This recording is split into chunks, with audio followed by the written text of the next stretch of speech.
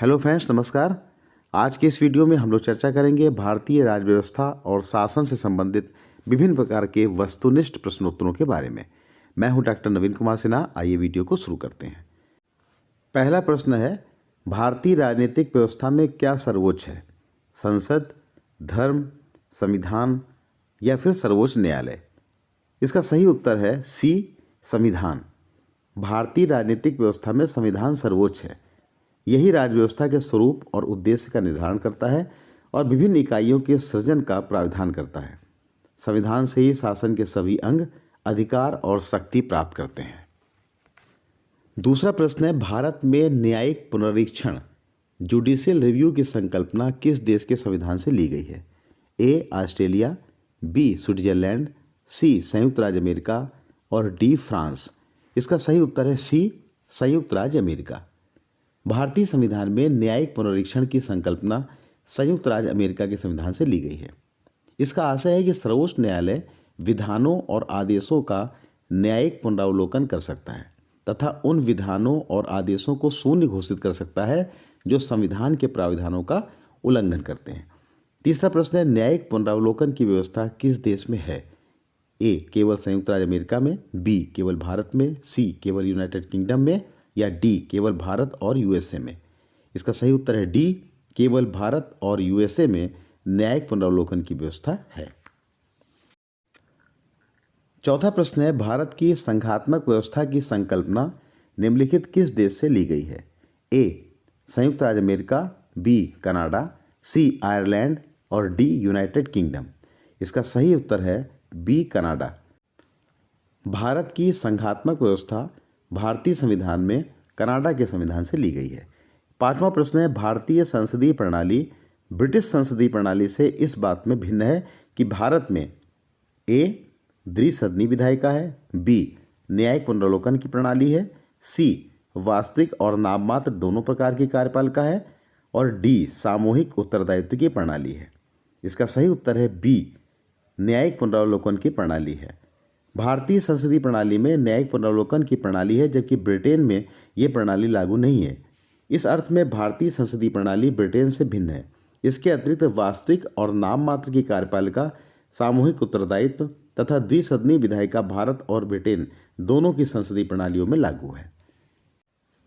छठा प्रश्न है, भारत के संविधान में समवर्ती सूची किस देश की देन है? ए, इटली, बी, कनाडा, सी, ऑस्ट्रेलिया और डी, सोवियत संघ। इसका सही उत्तर है सी, ऑस्ट्रेलिया। भारत के संविधान में समवर्ती सूची को ऑस्ट्रेलिया के संविधान से लिया गया है। इस सूची में ऐसे विषय शामिल हैं जिन पर केंद्र और राज्य दोनों को कानून बनाने का अधिकार है। सातवां प्रश्न है, भारतीय संविधान में राज्य के नीति निर्देशक तत्वों की संकल्पना किस देश के संविधान पर आधारित है? ए, जापान, बी, फ्रांस, सी, आयरलैंड और डी, संयुक्त राज्य अमेरिका। इसका सही उत्तर है सी, आयरलैंड। भारतीय संविधान में राज्य के नीति निर्देशक तत्वों की संकल्पना आयरलैंड के संविधान पर आधारित है। संविधान में इसे भाग 4 में अनुच्छेद 36 से अनुच्छेद 51 तक में उपबंधित किया गया है। आठवां प्रश्न है, राज्यसभा के गठन में प्रतिभा, अनुभव एवं सेवा को प्रतिनिधित्व देने में भारतीय संविधान निर्माता निम्नांकित उदाहरण से प्रभावित हुए थे? ए, ऑस्ट्रेलिया, बी, कनाडा, सी, संयुक्त राज्य अमेरिका और डी, आयरलैंड। इसका सही उत्तर है आयरलैंड। राज्यसभा के गठन में प्रतिभा, अनुभव एवं सेवा को प्रतिनिधित्व देने में भारतीय संविधान निर्माता आयरलैंड से प्रभावित हुए थे। नवा प्रश्न है, भारत के संविधान में मूल अधिकार की संकल्पना किस देश से ली गई है? ए, आयरलैंड, बी, संयुक्त राज्य अमेरिका, सी, जर्मनी और डी, कनाडा। इसका सही उत्तर है बी, संयुक्त राज्य अमेरिका। 10वां प्रश्न है, भारत के संविधान में शासन की संसदीय प्रणाली की संकल्पना किस देश से ली गई है? ए, इंग्लैंड, बी, संयुक्त राज्य अमेरिका, सी, आयरलैंड, डी, जर्मनी। इसका सही उत्तर है ए, इंग्लैंड। 11वां प्रश्न है, भारत के संविधान में आपात उपबंध की संकल्पना कहाँ से ली गई है? ए, इंग्लैंड, बी, जर्मनी, सी, कनाडा, डी, संयुक्त राज्य अमेरिका। इसका सही उत्तर है बी, जर्मनी। भारत के संविधान में विधि का शासन की संकल्पना कहाँ से ली गई है? ए, इंग्लैंड, बी, ऑस्ट्रेलिया, सी, जापान, डी, कनाडा। इसका सही उत्तर है ए, इंग्लैंड। 13वां प्रश्न है, भारत के संविधान में संघ राज्य संबंधों की समवर्ती सूची की संकल्पना कहाँ से ली गई है? ए, कनाडा, बी, संयुक्त राज्य अमेरिका, सी, ऑस्ट्रेलिया, डी, आयरलैंड। इसका सही उत्तर है सी ऑस्ट्रेलिया। अगला प्रश्न है, भारत के संविधान में मौलिक कर्तव्यों का विचार लिया गया है। ए फ्रांस के संविधान से, बी रूस के संविधान से, सी अमेरिका के संविधान से, या डी ब्रिटिश संविधान से। तो इसका सही उत्तर है बी रूस के संविधान से।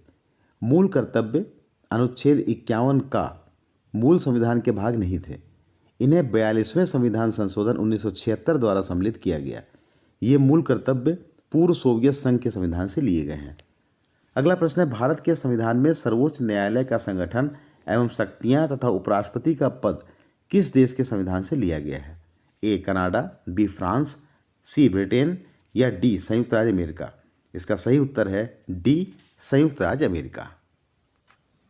अगला प्रश्न है, भारतीय संविधान में सम्मिलित हैं ए 381 अनुच्छेद, 23 भाग 8 अनुसूचियां, बी 395 अनुच्छेद, 22 भाग 12 अनुसूचियां, सी 372 अनुच्छेद, 20 भाग और 7 अनुसूचियां, डी 371 अनुच्छेद, 21 भाग और 11 अनुसूचियां। इसका सही उत्तर है बी 395 अनुच्छेद, 22 भाग और 12 अनुसूचियां। भारतीय संविधान में 395 अनुच्छेद, 22 भाग और 12 अनुसूचियां हैं। संशोधन द्वारा जो अनुच्छेद जोड़े जाते हैं उन्हें मूल अनुच्छेदों में उपखंड के रूप में समायोजित कर दिया जाता है। अगला प्रश्न है, नागरिकता से संबंधित प्रावधान संविधान के किस भाग में है? भाग 1 में, भाग 2 में, भाग 3 में या भाग 4 में? इसका सही उत्तर है बी भाग 2 में। नागरिकता संबंधी प्रावधानों का भारतीय संविधान के भाग 2 में अनुच्छेद 5 से 11 तक में उल्लेख किया गया है। अगला प्रश्न है, भारतीय संविधान में कुल अनुसूचियां हैं 12, 16, 8 या 10। इसका सही उत्तर है ए 12। भारतीय संविधान में वर्तमान में कुल 12 अनुसूचियां हैं, जबकि मूल संविधान में केवल 8 अनुसूचियां थीं। नवी अनुसूची प्रथम संविधान संशोधन 1991 द्वारा, 10वीं अनुसूची 92वें संविधान संशोधन 1985 द्वारा तथा 11वीं और 12वीं अनुसूची क्रमशः 73वें और 74वें संविधान संशोधन द्वारा जोड़ी गई हैं। अगला प्रश्न है, भारतीय संविधान की उद्देशिका में संविधान को अंगीकृत, अधिनियमित और आत्मार्पित करने की कौन सी तिथि का उल्लेख किया गया है? ए 26 जनवरी 1949, बी 26 जनवरी 1950, सी 26 नवंबर 1949, डी उपर्युक्त में से कोई नहीं। इसका सही उत्तर है 26 नवंबर 1949। अगला प्रश्न है, भारतीय गणतंत्र की 26 जनवरी 1950 को सही संवैधानिक वस्तुस्थिति क्या थी जब संविधान लागू किया गया था? ए लोकतांत्रिक गणराज्य, बी संपूर्ण प्रभुत्व संपन्न धर्मनिरपेक्ष लोकतांत्रिक गणराज्य, सी संपूर्ण प्रभुत्व संपन्न लोकतांत्रिक गणराज्य, या डी संपूर्ण प्रभुत्व संपन्न समाजवादी धर्मनिरपेक्ष लोकतंत्रात्मक गणराज्य। इसका सही उत्तर है सी संपूर्ण प्रभुत्व संपन्न लोकतांत्रिक गणराज्य। 26 जनवरी 1950 को भारतीय गणतंत्र की संवैधानिक वस्तु स्थिति भारतीय संविधान की तत्कालीन उद्देशिका के अनुसार संपूर्ण प्रभुत्व संपन्न लोकतंत्रात्मक गणराज्य की थी। समाजवादी, पंथ निरपेक्ष और अखंडता शब्द इसमें 42वें संविधान संशोधन 1976 की धारा 2 द्वारा जोड़े गए थे। अगला प्रश्न है, संविधान में हमारे राष्ट्र का उल्लेख किन नामों से किया गया है? ए भारत तथा इंडिया, बी केवल भारत, सी हिंदुस्तान तथा इंडिया, या डी भारत, हिंदुस्तान व इंडिया। इसका सही उत्तर है ए भारत तथा इंडिया। संविधान के अनुच्छेद 1 की उपधारा 1 में उल्लेख है कि भारत अर्थात इंडिया राज्यों का संघ होगा। India that is Bharat shall be A union of states. अगला सवाल है, भारतीय संविधान की उद्देशिका में समाजवादी, पंथ निरपेक्ष एवं अखंडता शब्द सम्मिलित किए गए। ए 41वें संशोधन द्वारा, बी 42वें संशोधन द्वारा, सी 43वें संशोधन द्वारा, या डी 44वें संशोधन द्वारा। इसका सही उत्तर है बी 42वें संशोधन द्वारा। 42वें संविधान संशोधन 1976 द्वारा भारतीय संविधान की उद्देशिका में समाजवादी, पंथ निरपेक्ष और अखंडता शब्द जोड़ा गया। अगला प्रश्न है, भारत एक गणतंत्र है, इसका अर्थ है ए भारत राज्यों का संघ है, बी भारत में वंशानुगत शासन नहीं है, सी भारत में संसदीय शासन नहीं है, डी सभी मामलों में अंतिम अधिकार जनता के पास है। इसका सही उत्तर है बी भारत में वंशानुगत शासन नहीं है। गणतंत्र का आशय है कि राष्ट्र का प्रधान प्रत्यक्ष अथवा अप्रत्यक्ष रूप से निर्वाचित होता है, वह वंशानुगत नहीं हो सकता है। अगला प्रश्न है, भारत में लौकिक सार्वभौमिकता है क्योंकि संविधान की प्रस्तावना का प्रारंभ इन शब्दों से होता है। ए, जनता के जनतंत्र, बी, प्रजातांत्रिक भारत, सी, जनता के लोकतंत्र और डी, हम भारत के लोग। इसका सही उत्तर है डी, हम भारत के लोग। भारतीय संविधान की प्रस्तावना में हम भारत के लोग, we the people of India शब्दों से शुरू होती है। अतः भारत में लौकिक सार्वभौमिकता है। इसका अर्थ है कि जनता सर्वशक्तिमान है और किसी बाह्य सत्ता के अधीन नहीं है। अगला प्रश्न है, भारत के संदर्भ में धर्मनिरपेक्ष शब्द का सही अर्थ क्या है। ए, भारतीयों को धार्मिक स्वतंत्रता प्राप्त है। बी, भारत में राज्य का कोई धर्म नहीं है। सी, भारत में अनेक धर्म हैं।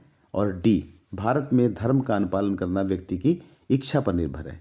इसका सही उत्तर है बी, भारत में राज्य का कोई धर्म नहीं है। भारत के पंथ निरपेक्ष या धर्मनिरपेक्ष राज्य होने का सही अर्थ यह है कि भारत में राज्य का कोई धर्म नहीं है, तदनुसार सभी धर्मों को राज्य द्वारा समान प्रशय अपेक्षित है। अगला प्रश्न है, भारत के संविधान की उद्देशिका में कौन सा शब्द नहीं है। ए, लोक कल्याण, बी, प्रभुता संपन्न, सी, समाजवादी, डी, पंथ निरपेक्ष। भारत के संविधान की उद्देशिका में लोक कल्याण शब्द नहीं है, इसलिए इसका सही उत्तर है ए, लोक कल्याण। भारतीय संविधान की उद्देशिका या उस प्रस्तावना में लोक कल्याण शब्द का उल्लेख नहीं है। प्रस्तावना में प्रभुत्व संपन्न, समाजवादी, पंथ निरपेक्ष, लोकतंत्रात्मक, गणराज्य शब्द है। अगला प्रश्न है, भारतीय संविधान की प्रस्तावना में निम्नलिखित में से किस स्वतंत्रता का वर्णन नहीं किया गया है। ए, विश्वास की स्वतंत्रता, बी, विचार प्रकट करने की स्वतंत्रता, सी, आर्थिक स्वतंत्रता और डी, विचार की स्वतंत्रता। इसका सही उत्तर है सी, आर्थिक स्वतंत्रता। भारतीय संविधान की प्रस्तावना में सामाजिक, आर्थिक और राजनीतिक न्याय, विचार, अभिव्यक्ति, विश्वास, धर्म और उपासना की स्वतंत्रता, प्रतिष्ठा और अवसर की समानता का वर्णन तो है, परंतु आर्थिक स्वतंत्रता का इसमें उल्लेख नहीं है। अगला प्रश्न है, भारत के संविधान का कौन सा भाग संविधान की आत्मा कहलाता है। ए, राज्य के नीति निर्देशक तत्व, बी, मूल अधिकार, सी, संवैधानिक उपचारों का अधिकार या डी, उद्देशिका। तो इसका सही उत्तर है डी, उद्देशिका। अगला प्रश्न है, किस वाद के द्वारा संविधान की उद्देशिका को संविधान का भाग माना गया है। ए, बम्बई बनाम union of India, B, Banarasi Das बनाम state of UP, C, Malak Singh बनाम स्टेट ऑफ पंजाब या डी, यूनियन ऑफ इंडिया बनाम डॉक्टर कोहली। इसका सही उत्तर है ए, बम्बई बनाम यूनियन ऑफ इंडिया। बम्बई बनाम यूनियन ऑफ इंडिया मामले में उच्चतम न्यायालय ने कहा कि उद्देशिका संविधान का अभिन्न अंग है। केशवानंद भारती बनाम केरल राज्य के मामले में भी अधिकांश न्यायाधीशों ने इसे संविधान का भाग माना था। अगला प्रश्न है, संविधान का कौन सा भाग संविधान के उद्देश्यों को प्रतिबिंबित करता है। ए, संसद, बी, राज्य के नीति निर्देशक तत्व, सी, मौलिक अधिकार या संविधान की प्रस्तावना। इसका सही उत्तर है डी, संविधान की प्रस्तावना। अगला प्रश्न है, भारतीय संविधान में भारत में किस प्रकार की शासन प्रणाली की व्यवस्था की गई है। ए, अध्यक्षात्मक, बी, संसदात्मक, सी, लोकतंत्रात्मक या डी, अर्ध लोकतंत्रात्मक। सही उत्तर है बी, संसदात्मक। शासन प्रणाली की सामान्यतः दो पद्धतियां होती हैं, संसदीय और अध्यक्षीय। भारत में ग्रेट ब्रिटेन का अनुकरण करते हुए संसदीय शासन व्यवस्था को अपनाया गया है। संसदीय शासन व्यवस्था में व्यवस्थापिका के सदस्य ही कार्यपालिका का गठन करते हैं तथा कार्यपालिका व्यवस्थापिका के प्रति उत्तरदायी होती है। अगला प्रश्न है, संसदात्मक शासन व्यवस्था में किस प्रकार की व्यवस्था होती है। ए, कार्यपालिका का न्यायपालिका पर नियंत्रण होता है, बी, कार्यपालिका का विधायिका पर नियंत्रण होता है, सी, विधायिका का कार्यपालिका पर नियंत्रण होता है, डी, न्यायपालिका का कार्यपालिका पर नियंत्रण होता है। तो इसका सही उत्तर है सी, विधायिका का कार्यपालिका पर नियंत्रण होता है। संसदात्मक शासन व्यवस्था में कार्यपालिका विधायिका द्वारा नियंत्रित होती है। अगला प्रश्न है, भारत में राजनीतिक सत्ता का प्रमुख स्रोत कौन है। संविधान, संसद, जनता या राष्ट्रपति। इसका सही उत्तर है सी, जनता। भारत में राजनीतिक सत्ता का प्रमुख स्रोत जनता है, क्योंकि भारत का संविधान आरंभ होता है हम भारत के लोग। साथ ही भारत एक लोकतंत्रात्मक राज्य है, अर्थात भारत में राज सत्ता जनता में निहित है। जनता को अपने प्रतिनिधि निर्वाचित करने का अधिकार है, जो जनता के स्वामी न होकर सेवक होते हैं। अगला प्रश्न है, भारत में प्रजातंत्र इस बात पर आधारित है कि यहाँ मौलिक अधिकारों का प्राविधान है, बी, भारत का संविधान लिखित है, सी, भारत में जनता को सरकारों को चुनने तथा बदलने का अधिकार है। और डी, भारत में राज्य के नीति निर्देशक तत्वों का उल्लेख किया गया है। इसका सही उत्तर है सी, भारत में जनता को सरकारों को चुनने तथा बदलने का अधिकार है। भारत में प्रजातंत्र इस बात पर आधारित है कि जनता को सरकारों को चुनने और बदलने का अधिकार है, अर्थात जनता अपने मतदान के अधिकार के द्वारा ही प्रतिनिधियों का चुनाव करती है और ये प्रतिनिधि ही शासन सत्ता का संचालन करते हैं। जब ये प्रतिनिधि जनता के कल्याण और शासन सत्ता का संचालन सही तरीके से नहीं करते हैं, तब जनता को चुनाव के माध्यम से सत्तारूढ़ दल को हराकर हटा दिया जाता है। अगला प्रश्न है, भारत का संविधान किस प्रकार का है? ए, लचीला, बी, कठोर, सी, न लचीला न कठोर, डी, अंशतः कठोर व अंशतः लचीला।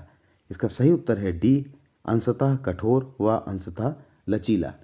भारत का संविधान कठोर और नम्य का मिश्रण माना जाता है, अतः यह अंशतः कठोर और अंशतः लचीला संविधान है। इसके कुछ उपबंधों को संसद द्वारा साधारण बहुमत से ही संशोधित किया जा सकता है, जबकि अन्य के संशोधन के लिए अनुच्छेद 368 के अधीन 2/3 बहुमत की आवश्यकता होती है। साथ ही कुछ उपबंधों के संशोधन के लिए संसद के विशेष बहुमत के अतिरिक्त आधे से अन्यून राज्यों का अनुसमर्थन भी आवश्यक होता है। अगला प्रश्न है, भारत की व ब्रिटेन की संसदीय शासन प्रणालियों में क्या अंतर है? ए, न्यायिक समीक्षा, बी, द्विसदनात्मक कार्यपालिका, सी, वास्तविक व नाममात्र की कार्यपालिका और डी, सामूहिक उत्तरदायित्व। इसका सही उत्तर है ए, न्यायिक समीक्षा। आइए अब निगाह डालते हैं अगले प्रश्न पर। आ, भारत का राष्ट्रपति परोक्षता निर्वाचित होता है, कारण। बा, भारत में संसदीय प्रणाली को गणतंत्रवाद के साथ जोड़ा गया है। अब इसके उत्तर हैं ए, दोनों आ और बा सत्य हैं तथा बा आ का एक मान्य स्पष्टीकरण है। बी, दोनों आ व बा सत्य है परंतु बा आ का एक मान्य स्पष्टीकरण नहीं है। सी, आ सही है परंतु बा गलत है। डी, आ गलत है परंतु बा सही है। इसका सही उत्तर है ए, दोनों आ और बा सत्य हैं तथा बा आ का एक मान्य स्पष्टीकरण है, अर्थात भारत का राष्ट्रपति परोक्षता निर्वाचित होता है और इसका कारण है भारत में संसदीय प्रणाली को गणतंत्रवाद के साथ जोड़ा गया है। भारत का राष्ट्रपति अप्रत्यक्ष रूप से निर्वाचित होता है। भारत की संसदीय प्रणाली को गणतंत्रवाद के साथ जोड़ा गया है, जिसमें कोई आनुवंशिक शासक नहीं होता है तथा राज्य के सभी प्राधिकारी प्रत्यक्ष या अप्रत्यक्ष रूप से जनता द्वारा निर्वाचित होते हैं। इस प्रकार कथन आ तथा उसका कारण बा दोनों सही हैं और कारण बा इसकी सही भावना व्यक्त करता है। अगला प्रश्न है, भारतीय संविधान का वृहद होने का कारण क्या है? ए, संविधान में विस्तृत प्रशासकीय प्राविधान है। बी, यह एक बड़े देश के शासन से संबंधित है। सी, यह संघ तथा राज्य सरकारों का संविधान है। डी, संविधान में अनेक संविधानों के अनुभव समाविष्ट हैं। इसका सही उत्तर है सी, यह संघ तथा राज्य सरकारों का संविधान है। भारत के संविधान में संघ तथा राज्यों से संबंधित सारे प्राविधानों को सम्मिलित किया गया है। अगला प्रश्न है, भारतीय राजनीतिक पद्धति के बारे में कौन सही नहीं है? ए, संघीय नीति, बी, राष्ट्रपतीय पद्धति की सरकार, सी, धर्मनिरपेक्ष राज्य, डी, संसदीय पद्धति की सरकार। इसका सही उत्तर है बी, राष्ट्रपतीय पद्धति की सरकार। भारत में संसदीय पद्धति की सरकार है तथा यहाँ राष्ट्रपति शासन का औपचारिक प्रमुख माना जाता है। अगला प्रश्न है, गणतंत्र अवधारणा से संबंधित कौन सा तथ्य सही नहीं है? ए, सर्वोच्च शक्ति निर्वाचित प्रधान में निहित हो। बी, सर्वोत्तम शक्ति एक राजा के समान एक ही व्यक्ति में निहित हो। सी, एक राज्य जिसमें जनता सर्वोच्च हो। डी, एक ऐसी सरकार जो जनता द्वारा निर्वाचित प्रतिनिधियों की हो। इसका सही उत्तर है बी, सर्वोत्तम शक्ति एक राजा के समान एक ही व्यक्ति में निहित हो। अगला प्रश्न है, संविधान के प्रथम अनुच्छेद के अनुसार भारत क्या है? ए, राज्यों का फेडरेशन, बी, राज्यों का कन्फेडरेशन, सी, राज्यों का यूनियन, डी, राज्यों का समूह। इसका सही उत्तर है सी, राज्यों का यूनियन। संविधान के अनुच्छेद 1 में निर्धारित किया गया है कि भारत अर्थात इंडिया राज्यों का संघ यूनियन होगा। भारत के क्षेत्र में राज्यों के राज्य क्षेत्र, संघ राज्य क्षेत्र और ऐसे अन्य राज्य क्षेत्र जो अर्जित किए जाएंगे समाविष्ट होंगे। अगला प्रश्न है, भारत में संघ राज्यों का प्रशासन होता है ए, उपराज्यपाल द्वारा, बी, गृह मंत्री द्वारा, सी, राष्ट्रपति द्वारा या डी, प्रशासक द्वारा। इसका सही उत्तर है सी, राष्ट्रपति द्वारा। संविधान के अनुच्छेद 239(1) के अनुसार संसद द्वारा बनाई गई विधि द्वारा यथा अन्यथा उपबंधित के सिवाय प्रत्येक संघ राज्य का प्रशासन राष्ट्रपति द्वारा किया जाता है। अगला प्रश्न है, भारतीय संघ में किसी राज्य को मिलाने का अधिकार किसमें निहित है? भारत की संसद को, बी भारत के सर्वोच्च न्यायालय को, सी भारत के प्रधानमंत्री को, या डी भारत के राष्ट्रपति को? इसका सही उत्तर है ए भारत की संसद को। अनुच्छेद 2 के अनुसार संसद नए राज्यों का भारतीय संघ में प्रवेश कर सकती है। अगला प्रश्न है, उत्तराखंड की स्थापना कब हुई थी? वर्ष 2000 में, वर्ष 1999 में, वर्ष 2001 में, या वर्ष 2002 में? इसका सही उत्तर है वर्ष 2000 में। उत्तर प्रदेश से अलग भारत के 27वें राज्य के रूप में उत्तराखंड की स्थापना 9 नवंबर 2000 को हुई थी। अगला प्रश्न है, भारतीय संविधान निम्न से कौन सी नागरिकता प्रदान करता है? दोहरी नागरिकता, एकल नागरिकता, उपरोक्त में से कोई नहीं, या उपरोक्त दोनों? इसका सही उत्तर है बी एकल नागरिकता। भारत के प्रत्येक नागरिक की केवल एक नागरिकता है और वह है भारतीय। अमेरिका की भांति संघ और राज्यों की दोहरी नागरिकता भारत में नहीं है। नागरिकता भारतीय संविधान के भाग 2 में अनुच्छेद 5 से अनुच्छेद 11 तक में वर्णित है। अगला प्रश्न है, किस देश में दोहरी नागरिकता का सिद्धांत स्वीकार किया गया है? भारत, कनाडा, ऑस्ट्रेलिया और संयुक्त राज्य अमेरिका? इसका सही उत्तर है संयुक्त राज्य अमेरिका। अर्थात संयुक्त राज्य अमेरिका में दोहरी नागरिकता का सिद्धांत स्वीकार किया गया है। अगला प्रश्न है, मौलिक अधिकारों को लागू करने की शक्ति किसे दी गई है? ए भारत के समस्त न्यायालयों को, बी संसद को, सी सर्वोच्च न्यायालय और उच्च न्यायालय को, डी राष्ट्रपति को? इसका सही उत्तर है सी सर्वोच्च न्यायालय एवं उच्च न्यायालयों को। संविधान का अनुच्छेद 13 मूल अधिकारों के उल्लंघन के विरुद्ध न्यायालयों को न्यायिक पुनरावलोकन की शक्ति प्रदान करता है। यह शक्ति केवल उच्चतम न्यायालय को अनुच्छेद 32 के तहत और उच्च न्यायालयों को अनुच्छेद 226 के तहत प्रदान की गई है।